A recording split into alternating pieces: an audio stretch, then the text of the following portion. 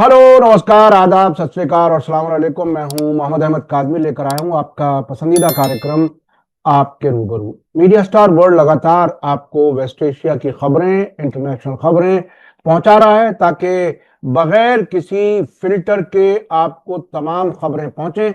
और बहुत से जानकार लोगों से भी मैं आपकी मुलाकात कराता हूं ताकि इन ताज़ा हालात पर उनकी क्या नज़र है वो भी आपको मालूम होती रहे। आज एक बार फिर हम जनाब आफ्ताब कमाल पाशा साहब की खिदमत में हैं। उनसे हम बात करेंगे, जो गल्फ स्टडी सेंटर जेएनयू के सरबराह रह चुके हैं, डिप्लोमेट रह चुके हैं, बहुत सी किताबें लिखी हैं आपने वेस्ट एशिया पर, मिडिल ईस्ट पर, और बहुत अच्छे से जानते हैं, नजदीक से जानते हैं उन हालात को। डिप्लोमेट के तौर पर मिस्र में भी रह चुके हैं, तो उनसे बात हमेशा करने में बहुत सी गहराई और नई इंफॉर्मेशन मिलती है।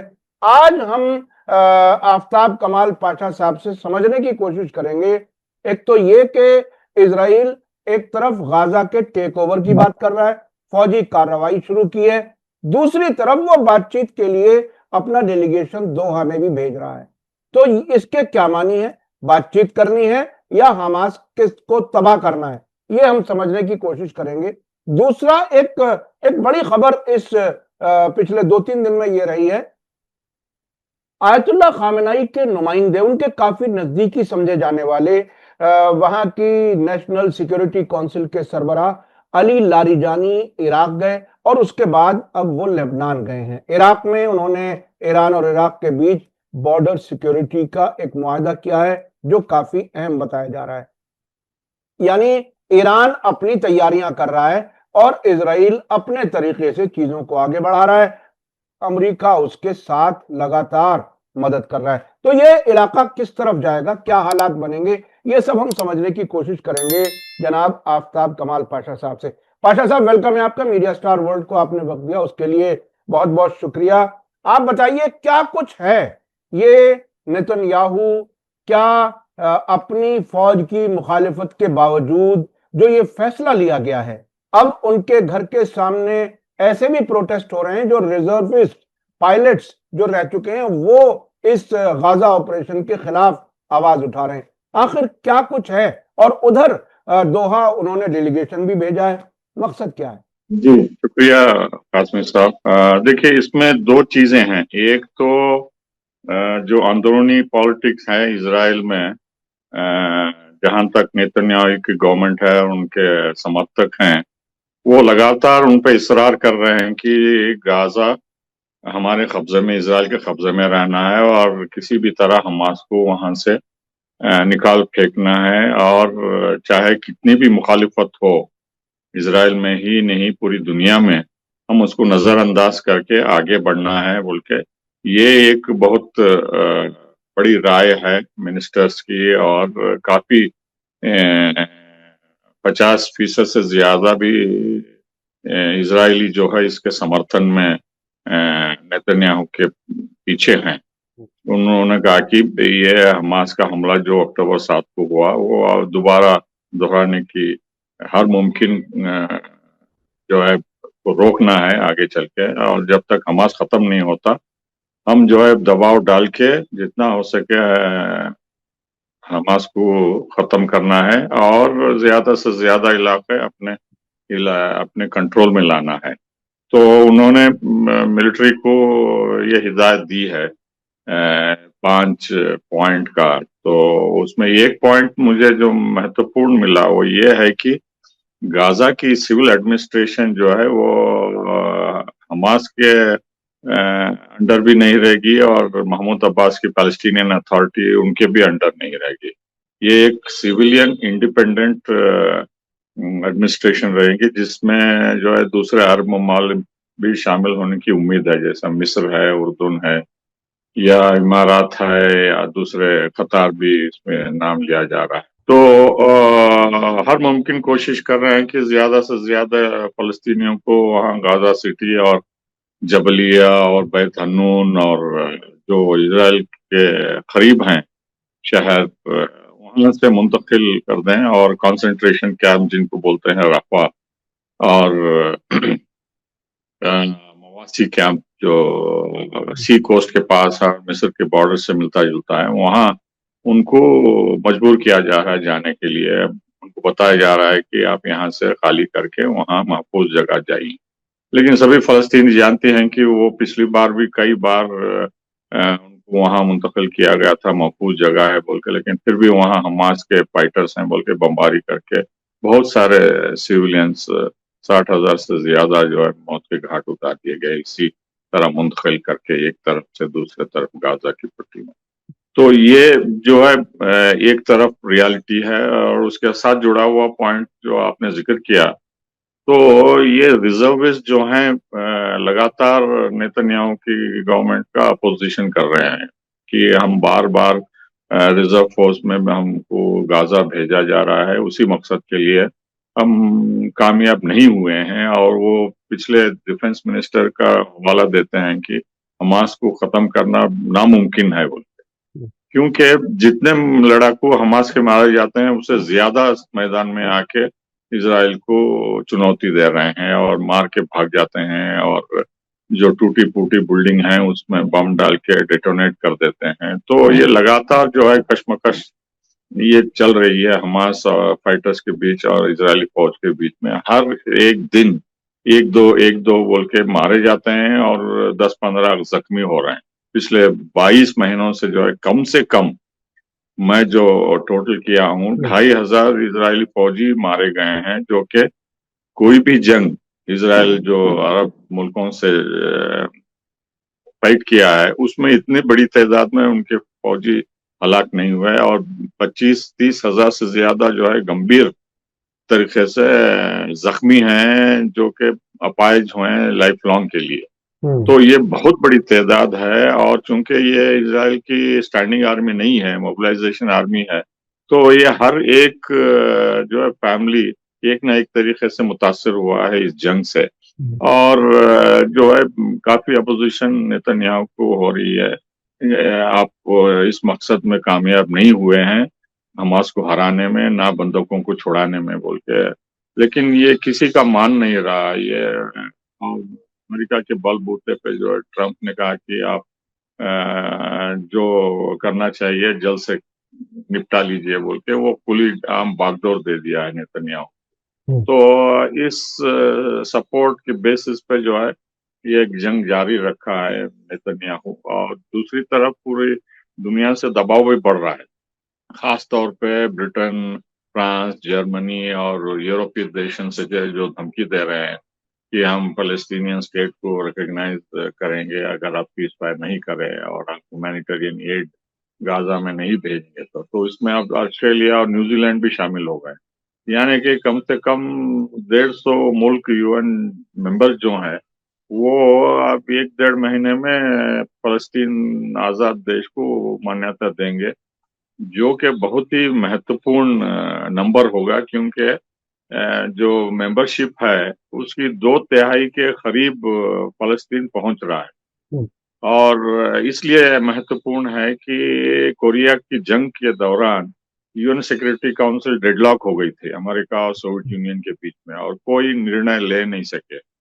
तो उसके बाद जनरल असेंबली ने बड़ी भारी मोहम्मत से ये रेजोल्यूशन पास किया, यूनाइटिंग फॉर पीस रेजोल्यूशन, जिसके तहत अगर यूएन सिक्योरिटी काउंसिल में डेडलॉक होता है और जंग और खतरा पीस और सिक्योरिटी स्टेबिलिटी को दुनिया में होती है, तो जनरल असेंबली इसका हल निकाल सकती है, और इसी रेजोल्यूशन के तहत फलस्तीन को जो है मान्यता दे सकती है, जो कि यूएन सिक्योरिटी काउंसिल को बाईपास करके फुल फ्लेज्ड स्टेट बोल के फलस्तीन को 2/3 बहुमत से, क्योंकि इजराइल का हमला जो है ये पूरी फलस्तीनी लोगों को खतरा है और पूरे क्षेत्र में अस्थिरता फैल रही है। इसकी वजह से फलस्तीनी देश स्थापित करना दुनिया के लिए पीस, सिक्योरिटी, स्टेबिलिटी के लिए बहुत अहम है बोल के रेजोल्यूशन पास कर दी, तो वो फुल फ्लेज मेंबर हो जाएगा।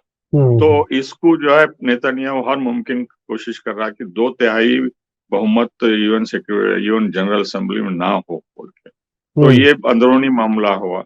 दूसरी तरफ जो है, चूंकि दबाव बढ़ रहा है इजराइल में ही और अरब देशों से और पूरी दुनिया से, तो ये दिखावे के लिए जो है डेलीगेशन भेजा है कतार और मिस्र की इस बार की बात करने के लिए। हालांकि मुझे नहीं लगता कि वो सीरियस हैं इस बातचीत में। उन्होंने कहा है कई बार कि हम मिलिट्री फोर्स से ही दबाव डाल के हमास के ऊपर बंधकों को रिलीज करेंगे, जो कि अभी तक 22 महीनों में नामुमकिन हुआ है।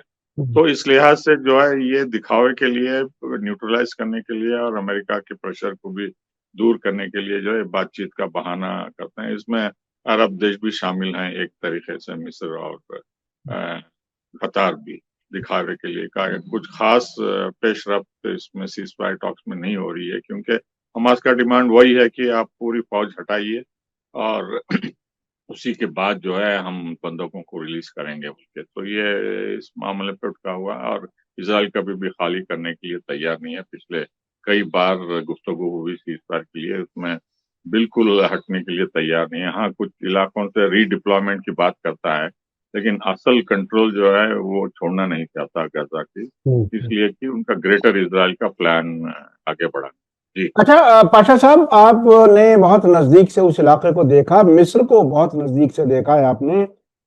अभी जो जिस वक्त हमारी आपकी बात हो रही है, इस वक्त जो खबरें हैं वो ये कि हमास के एक लीडर पहुंचे हैं कायरो, और जी कायरो में वहां के फॉरेन मिनिस्ट्री के किसी डिप्लोमेट ने बातचीत भी की है। इजरायली डेलीगेशन जा रहा है दोहा। तो ये दोनों डेलीगेशन एक कैपिटल में जाते हुए नजर नहीं आ रहे, इसके क्या मानिए? थोड़ा सा डिप्लोमेसी में क्या दोनों तरफ अलग अलग कुछ जिम्मेदारी बांट ली है? हम उनसे बात करेंगे, तुम उनसे बात करो, फिर हम कोई मामला बीच में हल करेंगे, क्या है? देखिए, ये जो सीज फायर की बात है, ये मिस्र और कतार के बीच में लीडरशिप टसल है। एक दूसरे को जो है वो बढ़ा के चढ़ा के बता पेश करना चाहते हैं अमेरिका को कि हम आपके वफादार हैं, हम दबाव डाल रहे हैं हमास के ऊपर और हर मुमकिन कोशिश कर रहे हैं बोल के। क्योंकि मिस्र गाजा से नजदीक है और बहुत सारी चीजों के साथ भी सीज फायर के अलावा मिस्र से कोऑर्डिनेट करना पड़ता है। तो हर बार जो है हमास का डेलीगेशन पहले कायरा जाता है, वहीं से आगे बढ़ के चाहे वो कतार हो या कहीं भी जाते हैं। तो मिस्र का जाना एक ही मकसद है कि उनके साथ पहले मशवरा करके मिस्र क्या सोचता है और क्या करना चाहिए, कुछ हद तक कोऑर्डिनेशन होता है।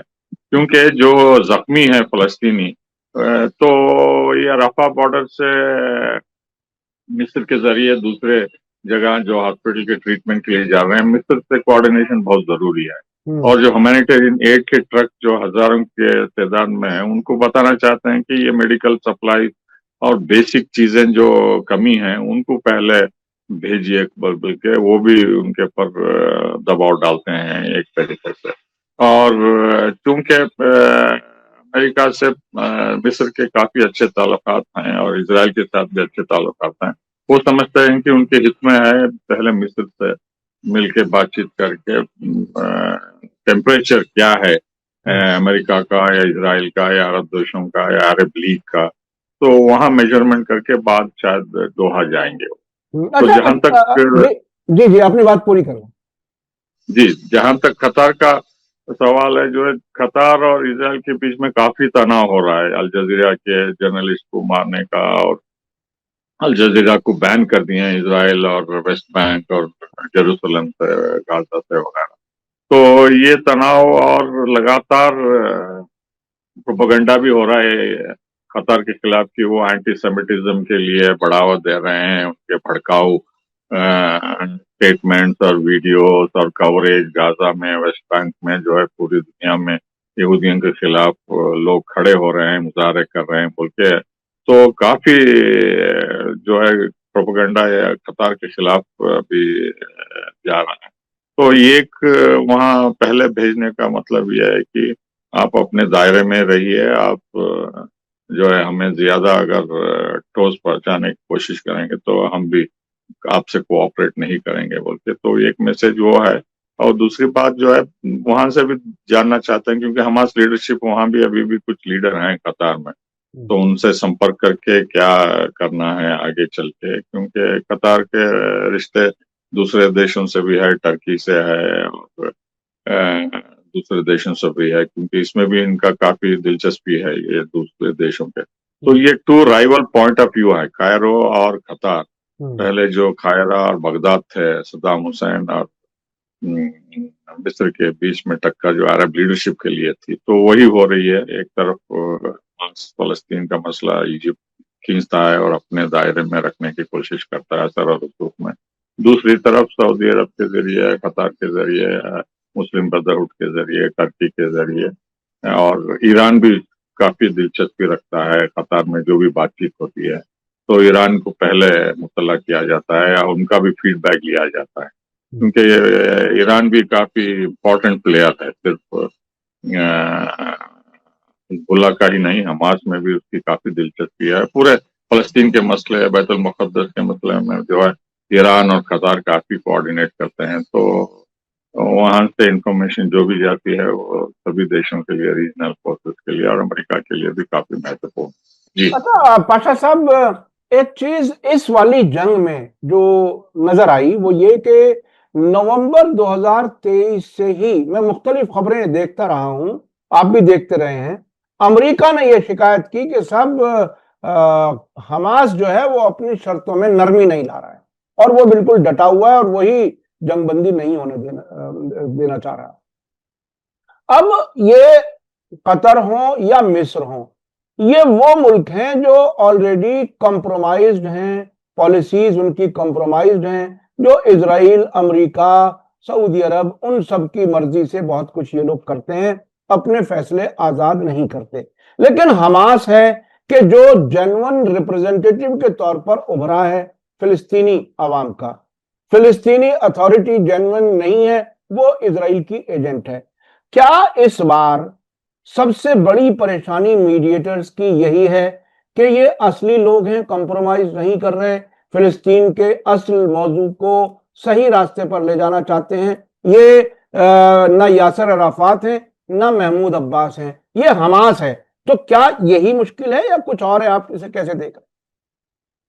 देखिए, हमास जो है लचकदार रवैया पहले से ही अपनाया मेरे ख्याल से। हाँ। सीज फायर के लिए वो ओपन है, बातचीत हर मुमकिन कोशिश करके उन्होंने। पिछली बार जब सीज फायर हुआ 3 फेज का, तो सिर्फ उनकी ही इच्छा नहीं थी, मिस्र और कतार और दूसरे देशों के दबाव में भी आके उन्होंने ये माना कि ये phase wise, first, second, third phase में इजराइल जो है पूरी सिंसियरिटी से इम्प्लीमेंट करेगा। लेकिन सभी दुनिया को पता है इजराइल के नेतन्याहू वो इंटरेस्टेड नहीं थे। फर्स्ट फेज में जब बंधकों को रिलीज किया गया, तो उसके बाद उनका इंटरेस्ट कम हो गया, क्योंकि उनकी हुकूमत गिरने वाली थी। स्मोट्रिच और बेन-गवीर उन्होंने धमकी दे दी कि अगर नहीं करा ये, तो बेन-गवीर तो निकल गया था हुकूमत से, और स्मोट्रिच भी दिन रात धमकी दे रहे थे कि अगर आप जारी नहीं रखेंगे तो हमारी गवर्नमेंट, हमारी पार्टी निकल जाएगी। हालांकि 2 छोटी पार्टियां निकल गए और सिर्फ 61 मेंबर्स हैं जो सपोर्ट कर रहे हैं। तो ये खतरा बहुत ही डेंजरस था नेतन्याहू को, और वो भी नहीं चाहते थे कि हमास जो है इससे लेजिटिमेसी हासिल करे, पॉपुलर सपोर्ट, और दोबारा, क्योंकि हमास जब सीजफायर हुआ तो उनके लड़ाकू पूरे गाजा में फैल गए और वहां का सिविल एडमिनिस्ट्रेशन और military, police, law and order सब वो अपने हाथों में ले लिए। तो देखो, एक एक कुछ ही दिनों में जो है हमास का कंट्रोल, तसल्लुत पूरा गाजा में नजर आने लगा इजराइल को, और वो डर गए और घबरा गए कि अगर ये लंबे तवील अरसे तक सीजफायर खींचेगा तो हमारा यहाँ रहना नामुमकिन हो जाएगा, और इजराइल जो है हमास का दोबारा जो थ्रेट फेस करेगा, क्योंकि इनका असर और रसूख काफी गहरा है, काफी तवील है, पूरे लोगों में इनकी पॉपुलैरिटी ज्यादा है। तो इसमें कोई शक नहीं है कि इजरायली लीडर जानते हैं कि हर एक मतलब ज्यादा से ज्यादा फलस्तीनी गाजा में हमास को सपोर्ट करता है, और उनको पता है कि हमास की वजह से ही जो है पूरी दुनिया जाग गई है कि उनका मसला जो है कोई रेफ्यूजी का नहीं है, उनका स्टेट का मसला है, और ज्यादा से ज्यादा देश रिकग्नाइज कर रहे हैं और पूरी दुनिया में चर्चा हो रहा है फलस्तीन का मसला क्या है बोल के। सड़कों पे आए हैं लाखों के लोग। तो वहाँ के लोग जानते हैं कि हमें कुर्बानी देना होगा, दिए हैं, और ये सब महमूद अब्बास की वजह से नहीं हुआ या किसी और रहम रहमकार से नहीं हुआ। हालांकि ईरान ने काफी इसमें सपोर्ट किया, लेकिन वो जानते हैं कि वो उनकी कुर्बानी से हुआ है, उनके स्टैंड से हुआ है। इसराइल भी मजबूर हो रहा है दुनिया की पब्लिक ओपिनियन को मद्देनजर रखते हुए ये और ज्यादा नरसंहार करने की तरफ नहीं बढ़े, बल्कि उम्मीद है। हालांकि सीजफायर की भी कोशिश कर रहे हैं और हमास बातचीत करने के लिए तैयार है। हमास ने कभी भी मना नहीं किया कि सीजफायर नहीं होगा। कई बार उन्होंने डेलीगेशन भेजे, अमेरिका के रिप्रेजेंटेटिव स्टीव विटकॉफ भी कतार गए थे और मिस्र भी गए थे, हाल में इजराइल भी गए थे। तो जो अलास्का में बातचीत होने वाली है पुतिन और ट्रंप के बीच में, उसमें गाजा का भी मसला उठाएंगे वो कि आगे बढ़ना होगा इस चीज पर के लिए, और जो भी इजराइल कर रहा है ये दुनिया के लिए खतरा है और अमन और सलामती के लिए खतरा है बोलते।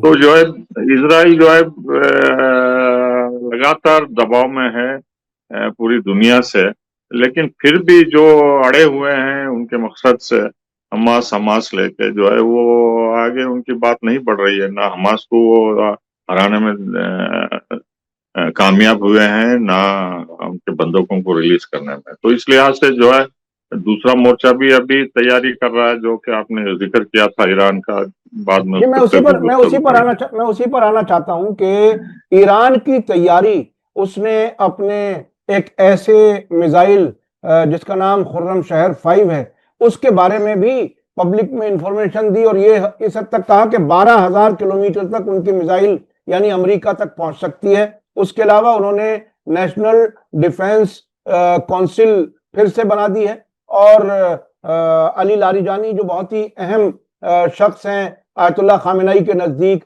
उनको नेशनल सिक्योरिटी काउंसिल का हेड बना दिया है। अब ये अली लारिजानी इराक गए और अब लेबनान में है। ये वाली जो तैयारी है इस तरफ, इसे आप कैसे देख रहे हैं? जी देखिए, मेरा मानना यह है कि ईरान की पॉलिसी जो है, offence is the best part of defence. जब तक आप आगे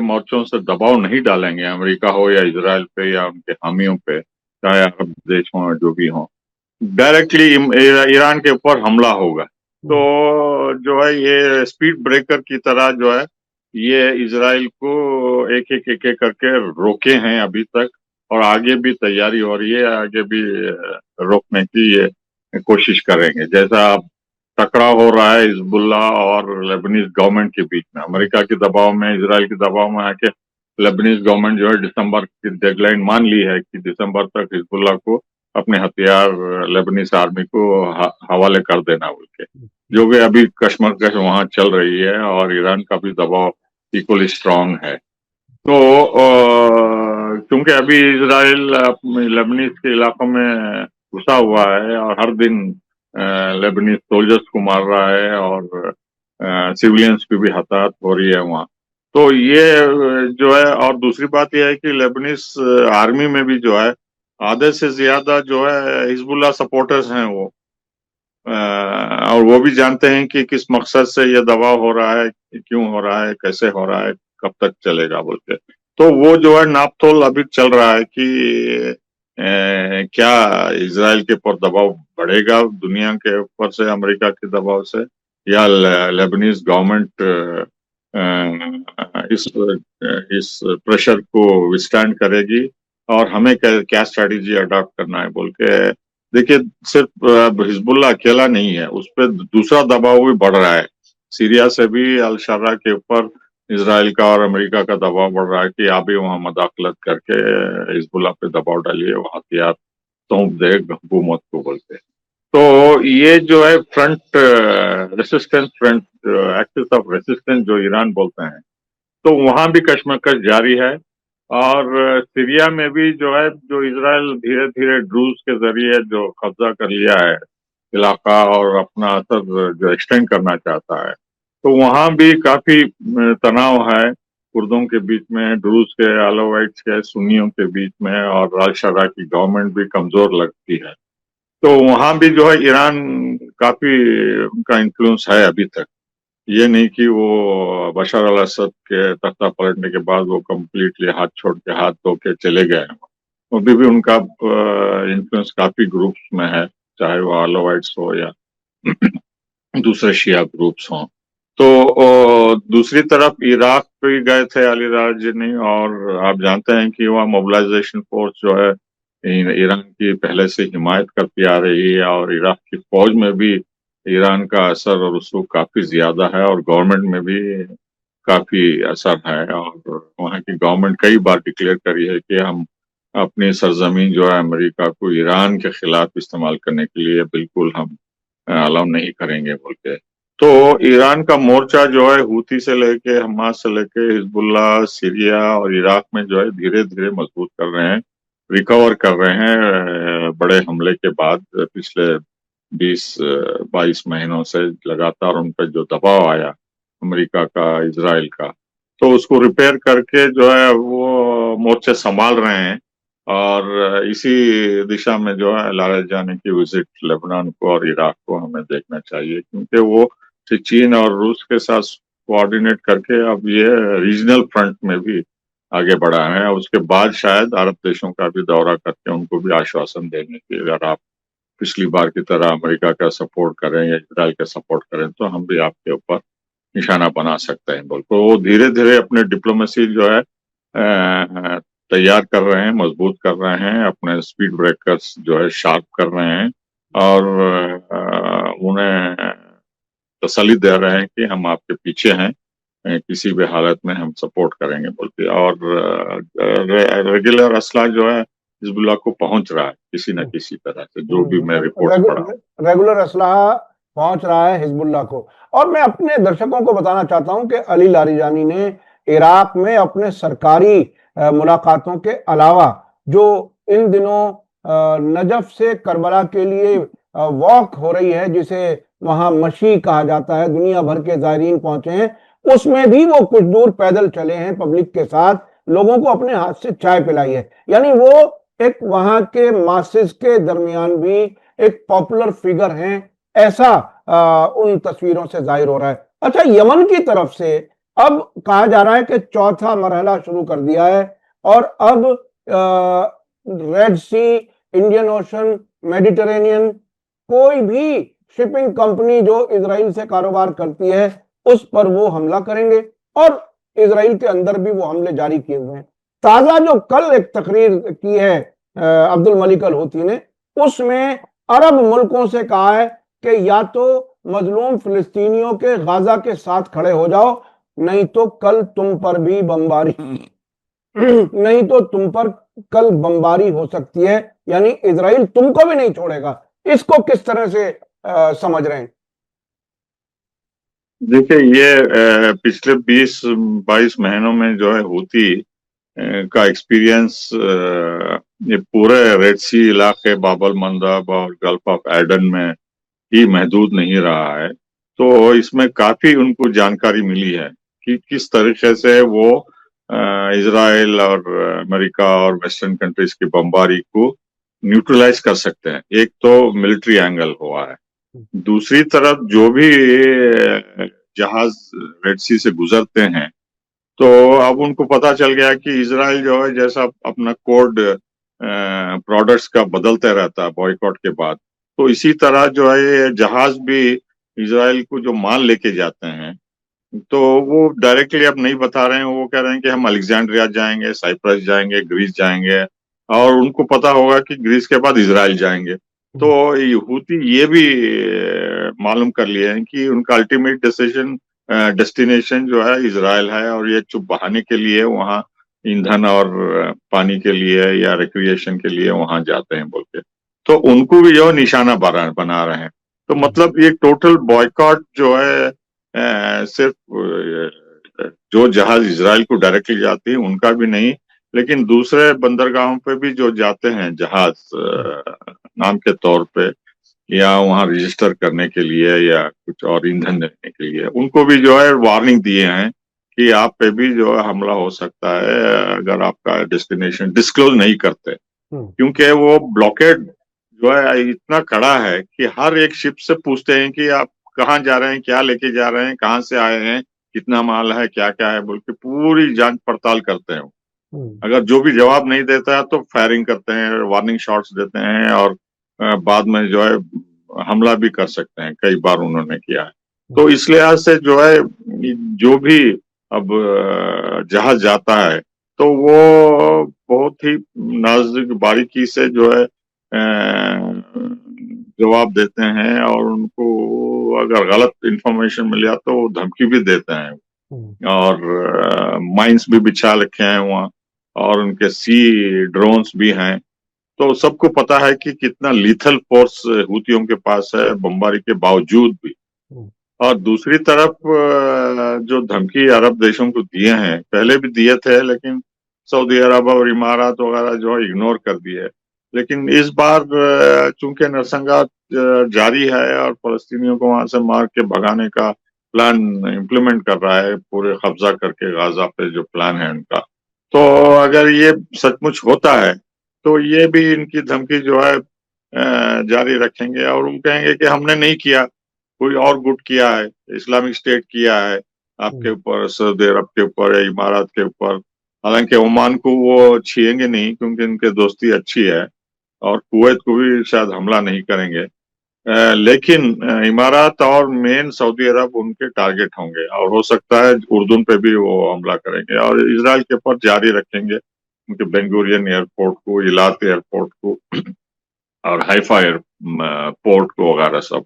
तो हर दूसरे तीसरे दिन जो है ये हुती के मिसाइल लगातार दागे जा रहे हैं इसराइल पे, और वो बंकरों में जाते हैं कुछ अरसे के लिए, और बाद में डिक्लेयर करते हैं कि पीसफुल एरिया है। तो डर जो है हुतियों से अभी भी लगातार है। जैसा शुमाली इसराइल से अभी तक लोग वापस नहीं गए क्योंकि हिजबुल्लाह का डर है, जुनूब में भी हमास के डर से वो भी नहीं गए। तो होटलों में, रिश्तेदारों के पास, यहाँ वहाँ हजारों के यहूदी जो है हैं। तो इसी तरह से ये भी हूथियों की बमबारी से जो है डरे हुए हैं भी कि कभी भी ड्रोन्स और इनके सुपरसोनिक हाइपरसोनिक मिसाइल्स दागे जाते हैं। अच्छा, पाशा साहब कंक्लूड करने के लिए अब इस वक्त की हालात को अगर मुख्तसर में आप कुछ बता सकें कि अब किस तरफ आगे बात बढ़ेगी, ज्यादा तबाही की तरफ या कहीं किसी तरह से अमन की बहाली का कोई रास्ता नजर आता है?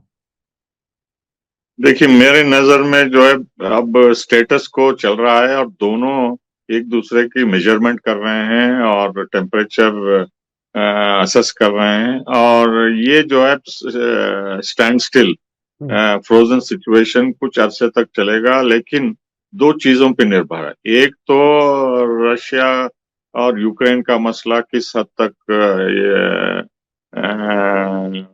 रिजॉल्व होगा, इस पे सीजफायर का क्या होगा, रशिया किस हद तक रियायत देने के लिए तैयार है, अमेरिका कितना आगे चलता है, बल्कि ये बहुत ही महत्वपूर्ण है। क्योंकि अमेरिका अगर वहाँ पेशकदमी करता है रूस के साथ मिलकर, तो एक मैसेज होगा कि दुनिया में जो है एक मसला हल होने की तरफ बढ़ रहा है। और दूसरी तरफ जो है ट्रंप की टैरिफ वॉर जो है चीन के साथ और 3 महीने के लिए मुलतवी कर दिए गए हैं, पॉज। और इसलिए कि वो कि कॉरपोरेशन, अमेरिका के कॉरपोरेशन ये नहीं चाहता कि टैरिफ डाल के वहां से इंपोर्ट्स पे असर हो, चाहे मिलिट्री इंडस्ट्रियल कॉम्प्लेक्स या दूसरे कॉरपोरेट सेक्टर हैं। तो ये भी अनसर्टेन सिचुएशन है दोनों के बीच में। तो ये मशरिक वस्ता का भी मसला जो है इन दोनों से जुड़ा हुआ है, और जब तक वहां पेशकदमी नहीं होगी, मेरे ख्याल से यहाँ अमन, टेम्पररी अमन जो है बरकरार रहेगा, और इजराइल धमकी देता रहेगा कि हम कब्जा कर लेंगे वगैरह वगैरह। लेकिन मेरे ख्याल से कोई बड़ा कदम, चाहे वो इजराइल हो या अमेरिका हो या ईरान हो या दूसरे गुट, लेने की मुझे उम्मीद नहीं है। फिलहाल लगता है कि हम थोड़ा राहत की सांस लेने की तरफ जा रहे हैं। जी जी, बहुत बहुत शुक्रिया। कुछ हालात बेहतरी की तरफ जा रहे हैं, स्टैंड स्टिल है, और यूक्रेन रूस वाले मामले में अगर कोई प्रोग्रेस होती है तो शायद यहाँ भी कोई हालात बेहतर हों। अभी कोई बड़ी जंग होती हुई नजर नहीं आ रही। ये कहना है आफ्ताब कमाल पाशा साहब का। बहुत बहुत शुक्रिया पाशा साहब, आपने हमें वक्त दिया। मैं अपने दर्शकों से कहना चाहूंगा कि आपको आज का वीडियो कैसा लगा कमेंट्स में जरूर लिखें और ज्यादा से ज्यादा लोगों तक शेयर करें। इसी के साथ मुझे दीजिए इजाजत। धन्यवाद, शुक्रिया, जय भारत, जय हिंद। मीडिया स्टार वर्ल्ड के और वीडियो देखने के लिए हमारे चैनल को सब्सक्राइब करें और सीधे नोटिफिकेशन पाने के लिए बेल आइकन दबाएं। और अगर हमारी खबर सच्ची और अच्छी लगे तो अपने व्हाट्सएप, इंस्टाग्राम, फेसबुक और ट्विटर अकाउंट पर जरूर शेयर करें।